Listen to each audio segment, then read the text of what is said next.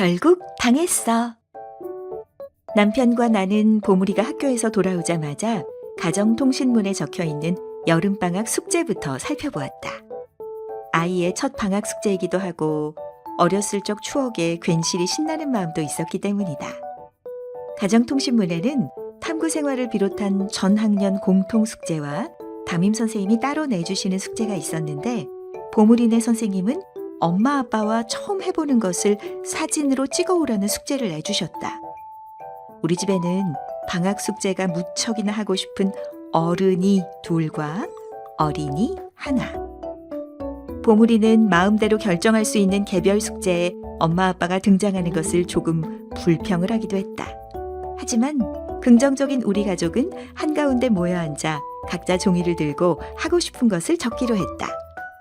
그렇게 각자 적은 것을 고르고 골라 도착한 곳은 영화관. 보물아, 영화관에서는 조용해야 돼. 큰 소리로 제잘거려도 안 되고 발장난도 하면 안 되고. 알았지? 남편은 보물이에게 영화관에서 지켜야 할 기본 예절을 가르치고 있었다. 사람이 많은 시간을 피해서 오긴 했지만 공공장소에서 지켜야 할 예절은 아이나 어른이나 똑같다. 그런데 우리가 걱정했던 것과 달리 보물이는 영화에서 눈과 입을 떼지 못했고 영화가 끝나고 나서도 한동안 자리에서 움직이지를 않았다.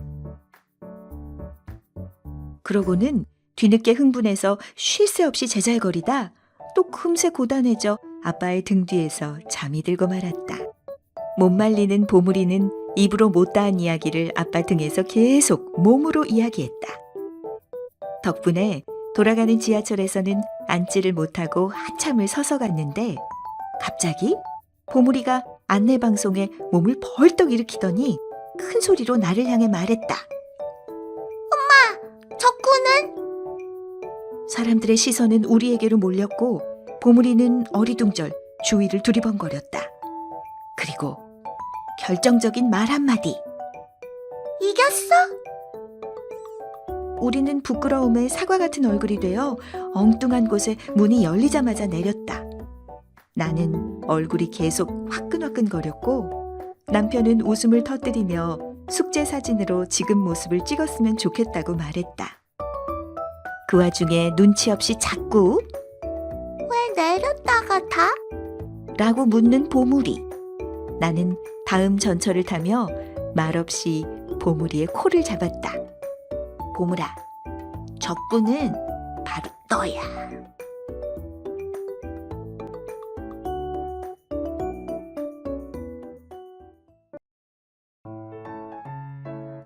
예뻐지고 싶어.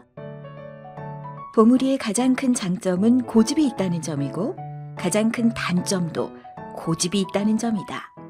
얼마 전 반에서 다이어트가 유행이라며 나도 오늘부터 조금만 먹을 거야. 라고 말하던 보물이. 아직 성장기에 있는 어린아이라 얼마 못 가서 포기할 줄 알았는데 며칠째 제대로 밥을 먹지 않고 있다. 내가 우리 보물이의 고집을 잠깐 잊고 있었던 걸까? 아마 외모에 대한 컴플렉스가 다이어트를 더 부추겼을지도 모르겠다. 우리는 고집쟁이 보물이와 마주 앉아서 밥을 잘 먹어야 하는 이유를 이야기했다. 남편이 보물이가 쉽게 이해할 수 있도록 여러 번 설명을 했고 나는 옆에서 추임새를 넣었다. 보물아, 식물들이 잘 자라기 위해서는 따뜻한 햇살도 필요하고 깨끗한 물도 필요하고 맛있는 흙도 필요하지. 사람도 마찬가지로 잘 먹어야지 키도 쑥쑥 크고 머리도 좋아지고 엄마처럼 예뻐질 수가 있어. 그런데 보물이는 아빠의 볼록 나온 배를 물끄러미 바라보더니 영 믿음이 가지 않는 눈치였다. 보물이의 시선에 뜨끔해진 남편은 잘 먹기에서 잘 먹고 운동하기로 작전을 바꿨는데 고집쟁이 보물이는 결국 우리 모두가 같이 운동을 하기로 약속을 하고 나서야 저녁을 먹었다. 다음 날 나는 훌라후프를 3개를 사다 놓고 남편과 보물이가 오기를 기다렸다. 게으른 나는 날마다 운동을 해야 한다는 생각에 작은 한숨부터 나왔다. 하지만 크기대로 나란히 서 있는 훌라후프에 상상으로 눈, 코, 입을 그리자 우리 가족이랑 똑 닮은 곰 3마리가 떠올라서 마음 한쪽이 간질간질해졌다. 곰 3마리가 한 집에 있어. 아빠 곰, 엄마 곰, 아기 곰. 아빠 곰은 뚱뚱해. 엄마 곰은 날씬해. 아기 곰은 너무 귀여워. 으쓱 으쓱 잘한다. 우리 집 아기 곰은 귀엽지만 고집쟁이다.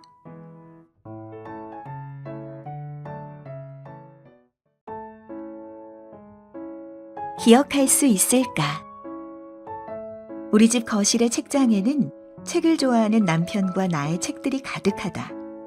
우리는 서로 읽고 싶어하는 책의 종류가 달라서 왼쪽은 내 책을, 오른쪽은 남편의 책을 꽂는데 어느 순간부터 빼곡한 우리 책들 사이에 보물이의 책이 보이기 시작했다.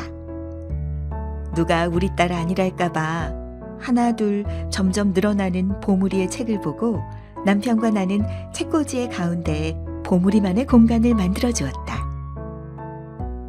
보물이는 자기 자리가 생긴 게 마음에 드는지 무척 기분이 좋은 눈치였다.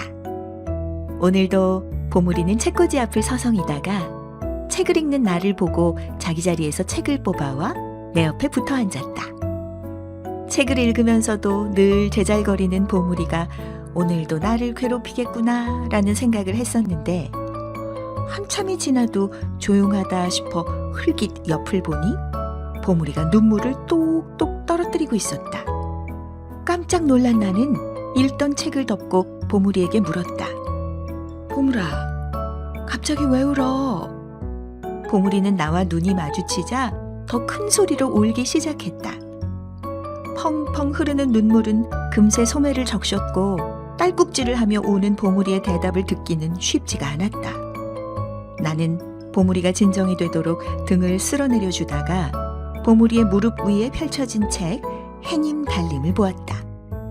최근에 보물이가 재미있게 읽던 책은 전래동화로 얼마 전에도 견우직녀를 읽고는 코를 마시며 7월 7일이 언제냐고 물어봤던 것이 기억났다.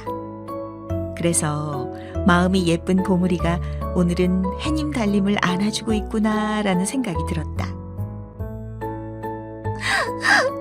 해님 달님 불쌍해. 견우직녀처럼 서로 만나지도 못해. 이제 조금 진정이 되었는지 훌쩍이며 말하는 보물이가 난 왜 이렇게 사랑스러울까? 도와줄 수 없다는 사실에 마음이 아픈 보물이는 다시 내 품에 안겨서 울기 시작했다. 괜찮아 보물아. 지금은 보물이가 해님 달림을 도와줄 수 없어도 분명 도와줄 수 있는 날이 올 거야. 정말? 그럼 대신 우리 보물이가 오늘 해님 달림을 걱정했던 마음을 잊지 않고 기억하고 있어야 해. 우리 보물이 할 수 있겠어? 보물이는 소매로 눈물을 닦으며 고개를 끄덕였다. 아직은 쌀쌀한 봄. 나는 눈이 부은 보물이와 해님을 만나러 산책을 나갔다.